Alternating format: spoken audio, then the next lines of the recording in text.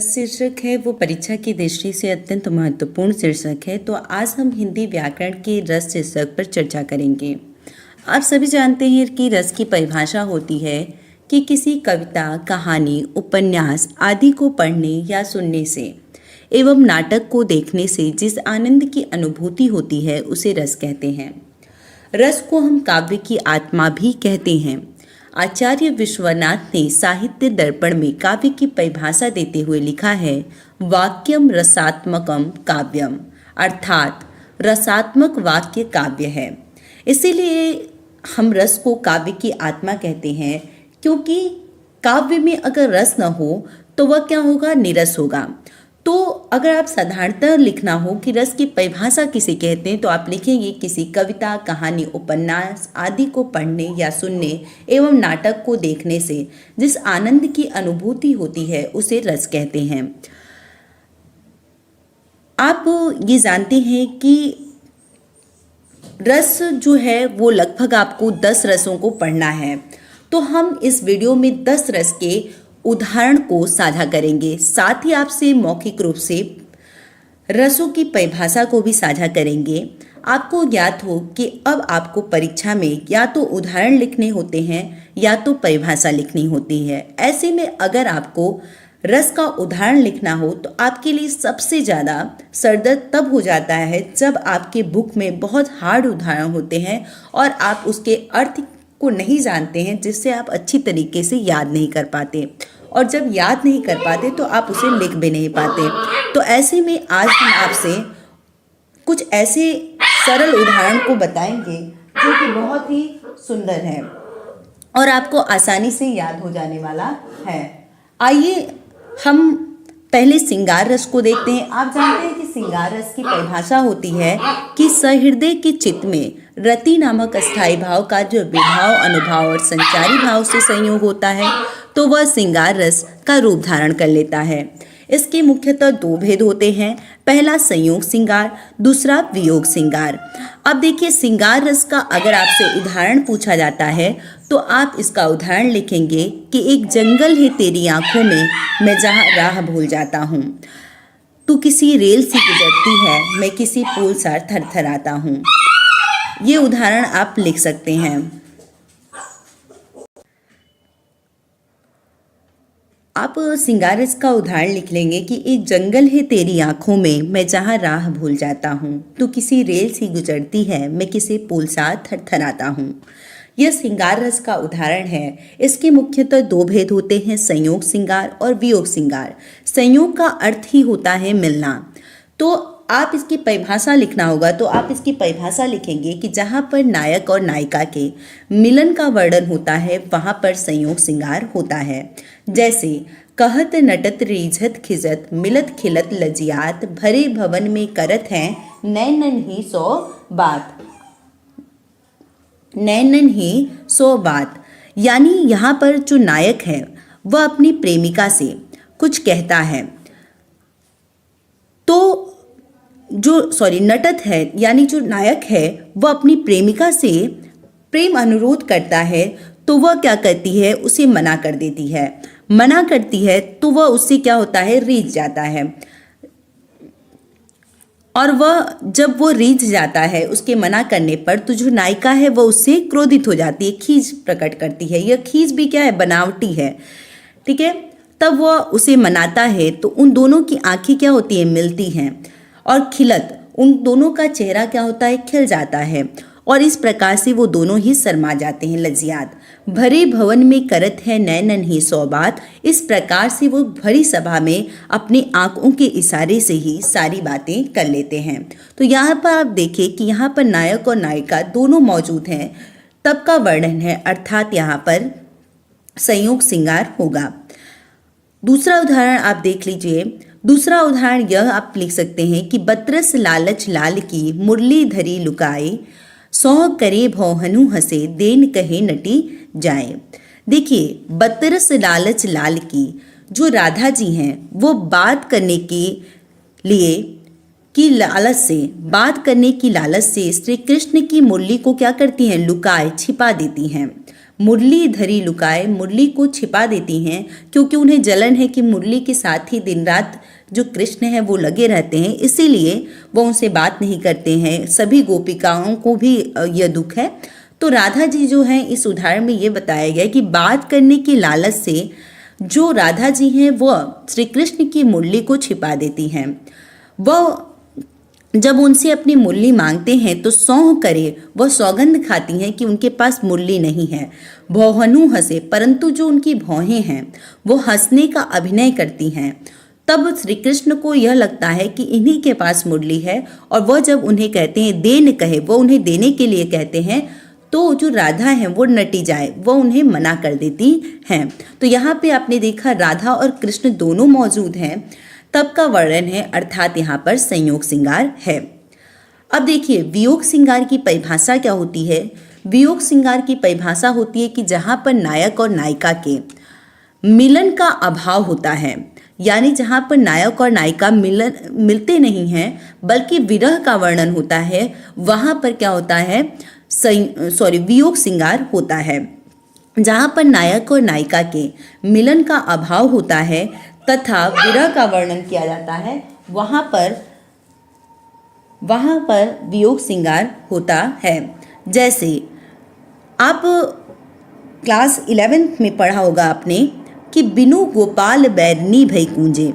यहाँ पर जब श्री कृष्ण गोपिकाओं के बारे में सोचते हैं कि गोपिकाएं मेरे यहाँ आ जाने से, मथुरा आ जाने से बहुत दुखी होंगी, तब वह अपने परम मित्र उद्धव को भेजते हैं कि जाइए आप ब्रज में और गोपिकाओं को निराकार ब्रह्मा का उपदेश दीजिए, योग संदेश दीजिए।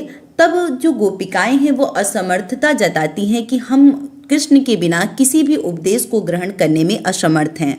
तब का वर्णन है, वो कहते हैं कि बिनु गोपाल बैरनी भई कूजे, श्री कृष्ण के बिना, बिनु गोपाल श्री कृष्ण के बिना बैरनी भई कूजे, जो यह लताएं हैं जो शीतलता प्रदान करती थी, अब वह क्या कर रही हैं, आग उगल रही हैं। ऐसा लग रहा है कि वह हमारी बैरनी हो गई हैं, दुश्मन हो गई हैं।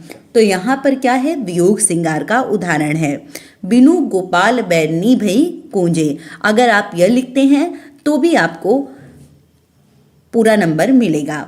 या वियोग श्रृंगार का आप दूसरा उदाहरण आसानी से याद करते होंगे कि हे खग मृग हे मधुकर श्रेणी, तुमने देखी सीता मृग नैनी। लकी हे खग मृग हे मधुकर श्रेणी, तुमने देखी सीता मृग नैनी। जब श्री राम जो हैं वह अब सीता जी को जब रावण ले जाते हैं, तब का वर्णन है कि जो श्री राम है वो उनके वियोग में हर जंगल भटकते हैं, और वो कह रहे हैं कि हे खग, खग मतलब होता है पक्षी, हे मृग, मृग मतलब हिरण, हे मधुकर श्रेणी, हे मधुकर यानी भौरों के समूह, क्या तुमने मेरी सीता को देखा है जिनकी आंखें कैसी हैं, मृग के समान है। तो यहाँ पर आप देख रहे हैं कि सीता जी नहीं हैं और राम जी उन्हें खोज रहे हैं, तब का वर्णन है, अर्थात यहाँ पर वियोग श्रृंगार है। अगला उदाहरण आप लिख सकते हैं, मुझे फूल मत मारो, मैं अबला बाला वियोगनी, कुछ तो दया विचारो। देखिए यहाँ पर जो उर्मिला हैं उनका वर्णन है कि वो कहती हैं कि मुझे फूल मत मारो, हे कामदेव, मेरे ऊपर कामना रूपी फूलों को मत मारो, क्योंकि एक तो मैं अबला हूँ, अबला शब्द नारी के लिए सामान्यतः प्रयोग होता है, तो एक तो मैं अबला हूँ, दूसरी मैं युवती हूँ, तीसरी मैं वियोगनी हूँ, क्योंकि मेरे पति यहाँ पर नहीं है, मैं उनके वियोग में हूँ। कुछ तो दया विचारो, इसलिए मेरे ऊपर कुछ तो दया करो। तो यहाँ पर नायिका जो है वो कहती है कि हे कामदेव, मेरे ऊपर फूलों को मत मारो, यानी कामना रूपी फूल मत मारो, क्योंकि एक तो मैं अबला हूँ, दूसरी मैं युवती हूँ, तीसरी मैं वियोगनी हूँ, अर्थात मेरे पति यहाँ नहीं हैं, मेरे ऊपर कुछ तो दया विचारो। तो यहाँ पर आप देख रहे हैं कि लक्ष्मण जी मौजूद नहीं है, तब का वर्णन है। तो यहाँ पर क्या है, नायक और नायिका के मिलन का अभाव है तथा विरह का वर्णन हो रहा है, अतः यहाँ पर वियोग श्रृंगार है। अगला उदाहरण हम देखते हैं हास्य रस का। हास्य रस का अस्थायी भाव हास होता है।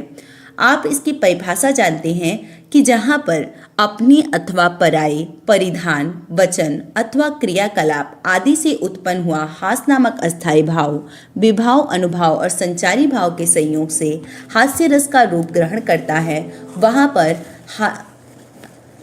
हास्य होता है। देखिए क्या है इसका उदाहरण, हम इस पर भी चर्चा कर लेते हैं। हास्य रस को आप परिभाषा जान लिए आपने कि अपने अथवा पर्याय परिधान, वचन अथवा क्रियाकलाप आदि से उत्पन्न हुआ हास नामक अस्थायी भाव विभाव, अनुभाव और संचारी भाव के संयोग से हास्य रस का रूप ग्रहण करता है। देखिए इसका उदाहरण जो है यह क्लास 10 के विद्यार्थी भी इसे ध्यान से देखेंगे। देखिए पहला उदाहरण हम आपको बता रहे हैं कि जब आप किसी काव्य कविताओं को पढ़ते हैं, सुनते हैं तथा किसी नाटक, अभिनय इत्यादि को देखते हैं तो हास्य नामक अस्थायी भाव की उत्पत्ति जब आपके हृदय में होती है तो वहाँ पर हास्य रस होता है। देखिए उदाहरण, बहुएं सेवा सास की करती नहीं खराब, पैर दाबने की जगह गला रही हैं दाब। देखिए यहाँ पर वर्तमान बहुओं के बारे में कहा गया है, जो एक शिकायत होती है सास को कि वो उनकी सेवा नहीं करती है। तो इसी में एक हास्य कवि ने एक लाइन लिखी कि बहुएं सेवा सास की करती नहीं खराब, पैर दाबने की जगह गला रही हैं दाब। तो ऐसी काव्य पंक्तियाँ जब आप पढ़ते हैं तो आपको हंसी आती है, तो यहीं पर हास्य रस होता है। या दूसरा आप उदाहरण देखेंगे, अगर संतरे को सभी कहते हैं पुल्लिंग। पुल्लिंग यानी आप जानते हैं कि जिन शब्दों से पुरुष जाति का बोध होता है उसे हम पुल्लिंग कहते हैं, और जिससे स्त्री जाति का बोध होता है जिन शब्दों को उसे हम स्त्रीलिंग कहते हैं। अब देखिए, अगर संतरे को सभी कहते हैं पुल्लिंग, एक कवि है जो कहते हैं कि अगर संतरा जो है उसे अगर सभी पुल्लिंग कहते हैं तो बेचारा संतरी होगा स्त्रीलिंग। तो संतरी भी एक पुरुष है तो उसे तो फिर लोग स्त्रीलिंग कहेंगे। तो ऐसी उदाहरण आप पढ़ते हैं तो आपको हास्य की उत्पत्ति आपके हृदय में होती है, तो यहाँ पर क्या होगा, हास्य रस होगा। या तीसरा उदाहरण आप देख लेंगे, बहुत ही आसान उदाहरण, आपको जो भी अच्छा लगे आप याद कर लीजिए। हाथी जैसी देह है, गैंडे जैसी चाल, तरबूजे सी खोपड़ी, खरबूजे से गाल।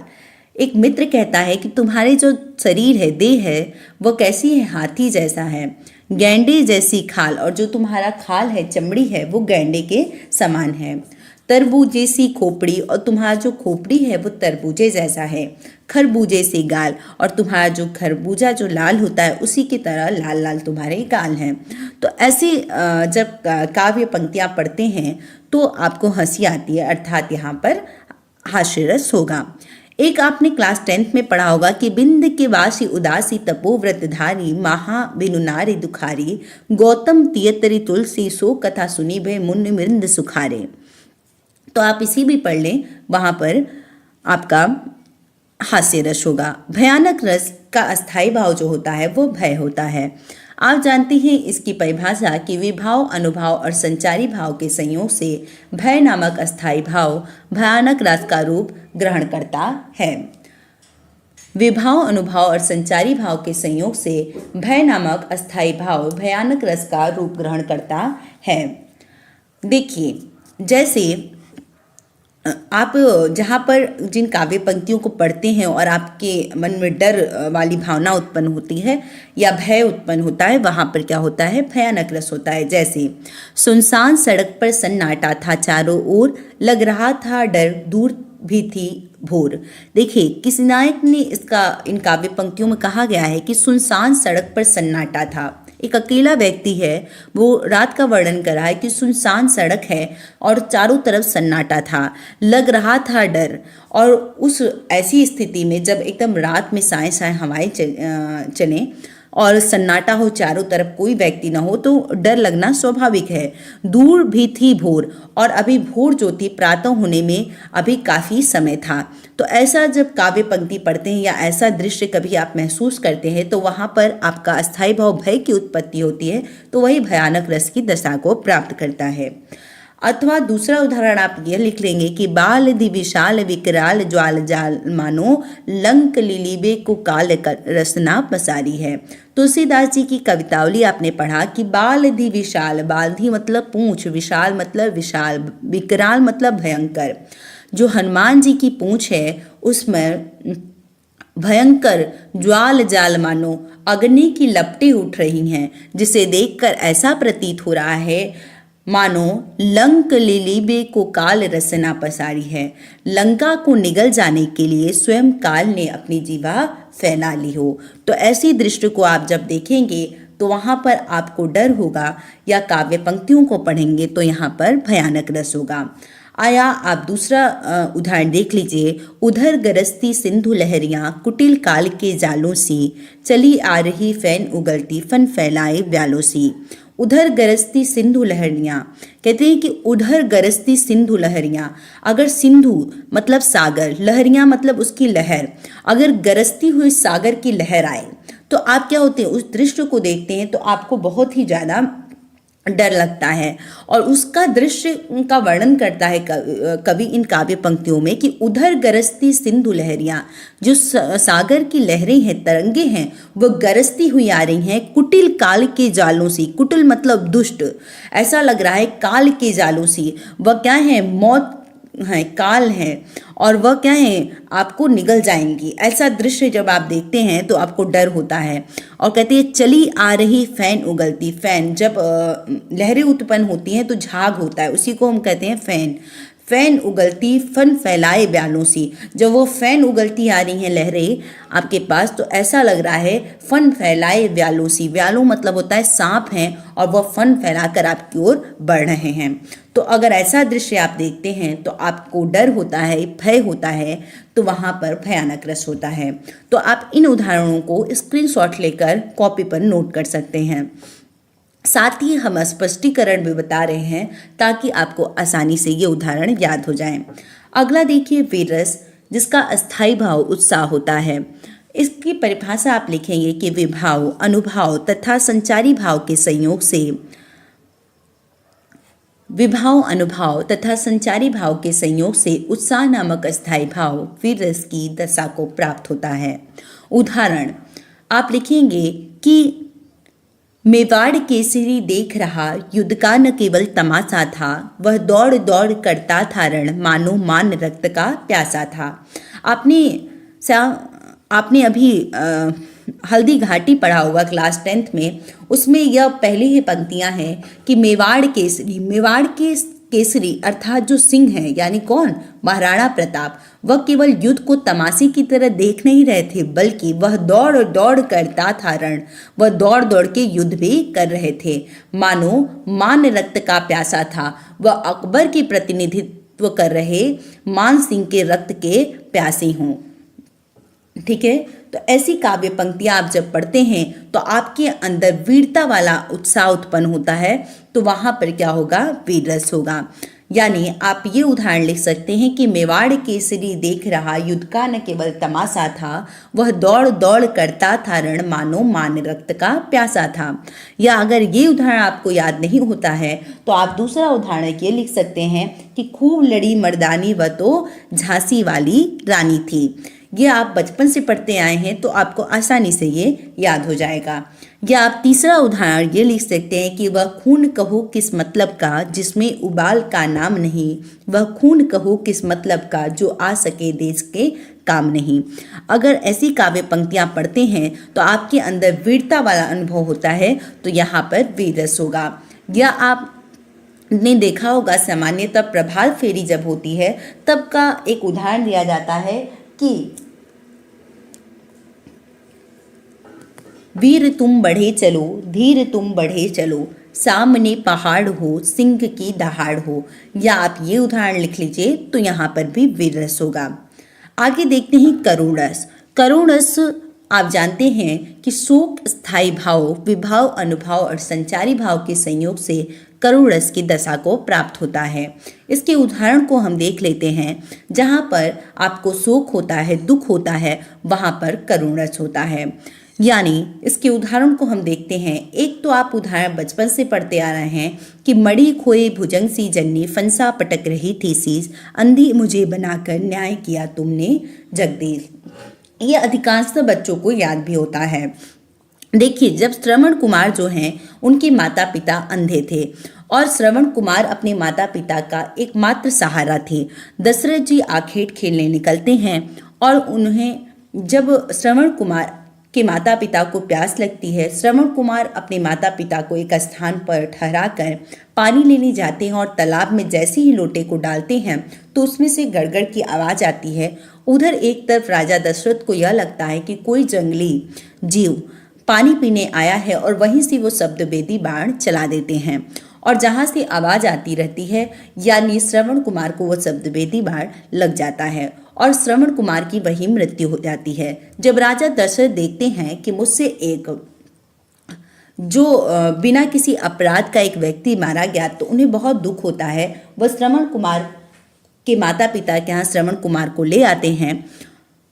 तब उनकी माता का जो दृश्य है उसके बारे में इन काव्य पंक्तियों को में आप देखेंगे कि मणि खोए भुजंग सी जननी। भुजंग मतलब होता है नागिन या ना जिस प्रकार से नाग या नागिन अपनी मणि को खो देने के बाद फट मटक पटक कर अपने प्राण को त्याग देते हैं, ठीक उसी प्रकार से मणि के समान अपने पुत्र को खोने के बाद श्रवण कुमार की जो जननी है, माता हैं, वह क्या कर रही थी, अपने सिर को पटक पटक कर रो रही थी और कहती हैं कि अंधी मुझे बनाकर न्याय किया तुमने जगदीश, आज आपने मुझे अंधा बनाकर मेरे साथ न्याय ही किया है।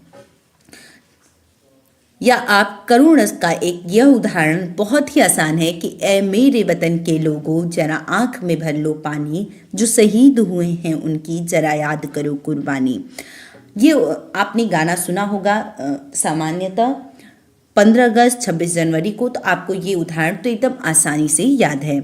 या आप तीसरा उदाहरण भी देख लीजिए, जिस बच्ची ने कुछ नहीं पाया था कुर हाथों ने अभी उसे जलाया था। एक बच्ची है जो अभी संसार को देख भी नहीं पाई है कि तभी दुष्टों के हाथों ने उसे क्या किया है, जला दिया है। तो ऐसे दृश्य को आप देखते हैं कि एक नन्ही सी बच्ची को जलाया जा रहा है तो आपके हृदय में बहुत ज़्यादा दुख होता है। तो यहाँ पर भी करुण रस है। अगला देखिए रौद्र रस। रौद्र रस का अस्थायी भाव क्रोध होता है। आप इसका परिभाषा लिखेंगे कि वे भाव, अनुभाव और संचारी भाव के संयोग से क्रोध नामक अस्थायी भाव रौद्र रस का रूप धारण कर लेता है। अब देखिए इसका उदाहरण आप लिख रहेंगे कि खून उसका उबल रहा था, मनुष्य से दैत्य में बदल रहा था। एक व्यक्ति दूसरे पर क्रोधित होता है तो उस समय का दृश्य है कि खून उसका उबल रहा था, उसका जो खून है वह उबल रहा था, जो मनुष्य है वो दैत्य में बदल रहा था। वह क्या है, क्रोध की वजह से दैत्य में बदल रहा था। उसकी जो प्रवृत्ति थी वो राक्षस प्रवृत्ति की हो रही थी। तो ऐसे उदाहरण को जब भी आप देखते हैं तो वहां पर क्या होता है, रौद्र रस होता है। या आप दूसरा उदाहरण यह याद नहीं होता तो आप ये लिख सकते हैं कि श्री कृष्ण के वचन सुन अर्जुन क्रोध से जलने लगे, सब शोक अपना भूल कर करतल युगल मलने लगे। करतल युगल मतलब होता है दोनों हथेलियाँ, युगल मतलब होता है जोड़ा और करतल मतलब हथेली। देखिए श्री कृष्ण के वचन सुन, जो अर्जुन होते हैं वह जब महाभारत का युद्ध चल रहा होता है तो वो कुरुक्षेत्र के मैदान में क्या करते हैं कि वो कहते हैं कि उन्हें बहुत ज़्यादा मोह माया में पड़ जाते हैं और वो कहते हैं कि मैं अपने प्रियजनों को नहीं मारूंगा, मैं अपने ही प्रियजनों को अगर यदि मारता हूँ तो फिर मुझे मतलब बहुत दुख होगा।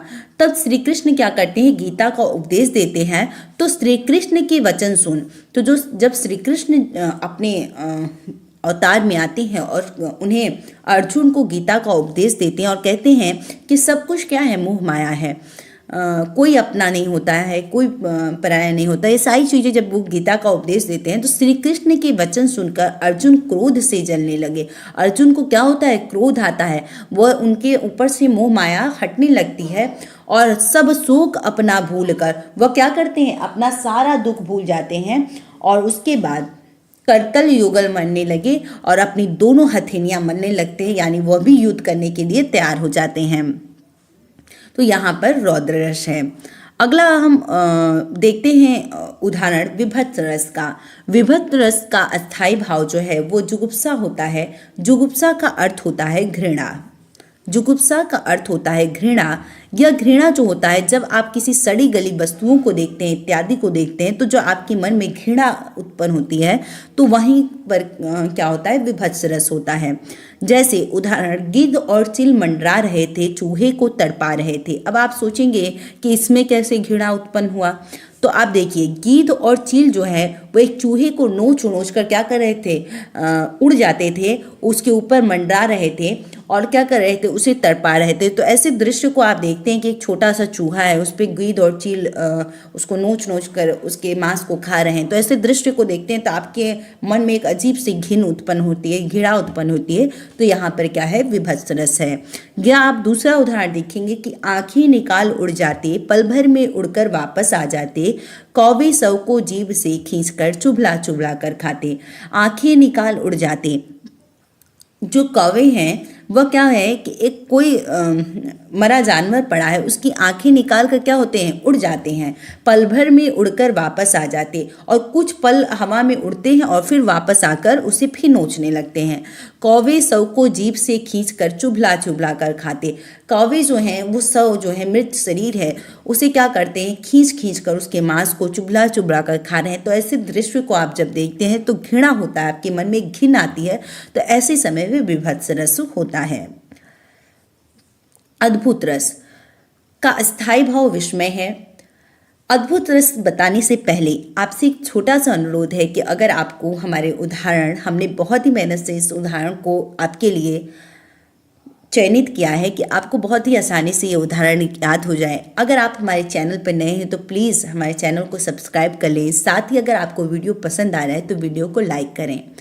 और अगर आप हमारा मनोबल बढ़ाना चाहते हैं और चाहते हैं कि हम ऐसे ही अच्छे अच्छे वीडियो आपके लिए ले आएँ, तो आप अपने दोस्तों के साथ ज़्यादा से ज़्यादा इस वीडियो को साझा करें। आइए अद्भुत रस देखते हैं। अद्भुत रस का स्थायी भाव विस्मय होता है। विस्मय का अर्थ होता है आश्चर्य। देखिए, आश्चर्य यानी जब आप किसी दृश्य को देखते हैं और आप उस दृश्य को देखते हैं और आपको आश्चर्य होता है, तो वहाँ पर क्या होता है, अद्भुत रस होता है। जैसे देख यशोदा शिशु के मुख में सकल विश्व की माया, क्षण भर को बनी अचेतन हिल न सकी कोमल काया।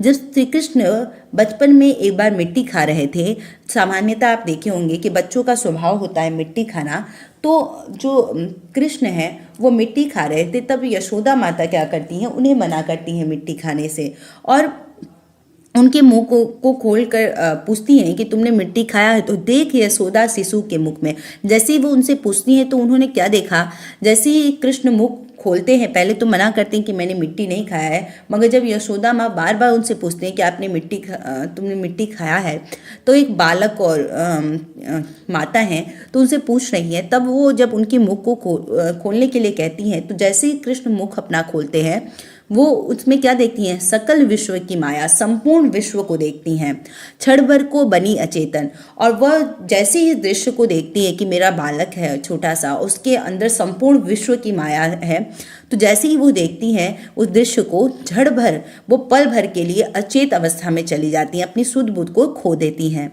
हिल न सकी कोमल काया, वो कोमल अंगों वाली, काया मतलब होता है शरीर, कोमल शरीर वाली जो यशोदा माँ है वो हिल डुल भी नहीं पाती हैं, यानी एकदम स्तब्ध हो जाती है, एकदम आश्चर्यचकित हो जाती है कि आखिर मेरा छोटा सा बालक, इसके मुख में कैसे संपूर्ण विश्व है, चूंकि वो तो कृष्ण भगवान है। तो फिर बाद का जो भी दृश्य है कि माया, जो कृष्ण है वो माया को कहते हैं कि आप माता को सब कुछ भुला दीजिए।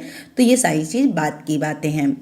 आगे देखिए, या तो आप अद्भुत रस का दूसरा उदाहरण लिख सकते हैं, मछली चल कर जमीन पर आई, अचंबा देखिए साहिल भाई। देखिए साहिल एक कोई व्यक्ति है, वो कहते हैं कि मछली चलकर जमीन पर आई। मछली जो है वो चलकर जमीन पर आ गई है। सामान्यतः जो मछली होती है वो जल में रहती है, जब जमीन पर उन्हें देखते हैं तो वही उस अचंबा देख ये उन्हें बहुत आश्चर्यचकित होता है। तो वही का वर्णन है कि मछली चलकर जमीन पर आई, मछली जो है वो चलकर जमीन पर आ जाती है। अचंबा देखिए साहिल भाई, वह कहते हैं कि हे साहिल भाई, यह देखो आश्चर्य कि कैसे एक मछली है जो कि चलकर जमीन पर आ गई है। तो ऐसी जब ऐसा दृश्य आप देखेंगे तो आपको भी आश्चर्य होगा कि मछली जल में रहने वाली है, जमीन पर क्या कर रही है। तो यहाँ पर आपको भी आश्चर्य होगा। तो यहाँ पर अद्भुत रस होगा। शांत रस, शांत रस का स्थायी भाव निर्वेद होता है। निर्वेद का अर्थ होता है वैराग्य। यहाँ पर जहाँ पर आप मोह माया त्याग देते हैं वहाँ पर क्या होता है, शांत रस होता है। शांत रस की परिभाषा होती है कि विभाव, अनुभाव और संचारी भाव के संयोग से निर्वेद नामक स्थायी भाव शांत रस का रूप ग्रहण करता है। उदाहरण आप देखिए, रे मन ये तन कागज का पुतला, बूंद लागे भिनसी जाए, फिर गर्व करे क्यों इतना। अपनी आत्मा को संबोधित करते हुए जो संत होते हैं वो कह रहे हैं कि रे मन, हे मन, ये जो शरीर है, तन कागज का पुतला, वो कागज के पुतले की भांति है। बूंद लागे बिनसी जाए, जिस पर पानी की कुछ बूंदें लगेंगी तो बिनसी जाए, वो क्या होगा, नष्ट हो जाएगा। फिर गर्व करे क्यों इतना, फिर इस पर इतना घमंड क्यों करना, क्योंकि जो हमारा शरीर है वो क्या होगा, एक दिन मृत्यु को अवश्य प्राप्त कर लेगा। तो फिर ऐसी स्थिति में घमंड क्यों करना इस शरीर पर।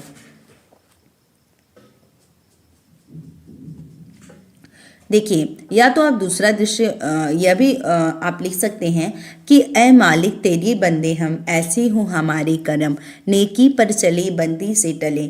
यह भी आप सुनते आए होंगे ये कि ऐ मालिक तेरे बंदे हम, ऐसे हो हमारे कर्म। यह भी सात रस का उदाहरण है, चाहे तो आप ये लिख सकते हैं। अब देखिए भक्ति रस का उदाहरण, इसका जो स्थायी भाव होता है वो भागवत रति होती है, अर्थात जहाँ भगवान के प्रति आपका प्रेम होता है, जहाँ पर भक्त और भगवान के प्रेम को दर्शाया जाता है वहाँ पर भक्ति रस होता है। जैसे रघुपति राघव राजा राम, पतित पावन सीताराम। आप ये उदाहरण लिख दीजिए, वहाँ पर भक्ति रस होगा। अगला उदाहरण देखिए वात्सल्य रस। वात्सल्य रस का स्थायी भाव बाल रति होता है, अर्थात बाल रति से तात्पर्य जहाँ पर माता और पुत्र के प्रेम को दर्शाया जाता है वहाँ पर वात्सल्य रस होता है। जैसे मैया मोरी मैं नहीं माखन खायो, कृष्ण है वो कहते हैं कि मैया मोरी मैं नहीं माखन खायो, हे माँ मैंने माखन नहीं खाया है। तो यह देख रहे हैं आप कि यहाँ पर माता और पुत्र के प्रेम को दर्शाया जा रहा है, तो वहाँ पर क्या है, वात्सल्य रस है। आज के लिए इतना ही, फिर से जुड़ेंगे हम एक नए वीडियो को लेकर। आपको यह वीडियो कैसा लगता है कमेंट सेक्शन में अवश्य बताएं, ताकि हमारा मनोबल बढ़ता रहे। अगर आप चाहते हैं कि हम ऐसे ही वीडियो ले आएँ तो नेक्स्ट टॉपिक आप क्या देखना चाहते हैं इस पर भी अपनी राय अवश्य दें। जय हिंद महादेव। घर रहिए, सुरक्षित रहिए और अपनी तैयारियों में पूरी तरह से लग जाइए।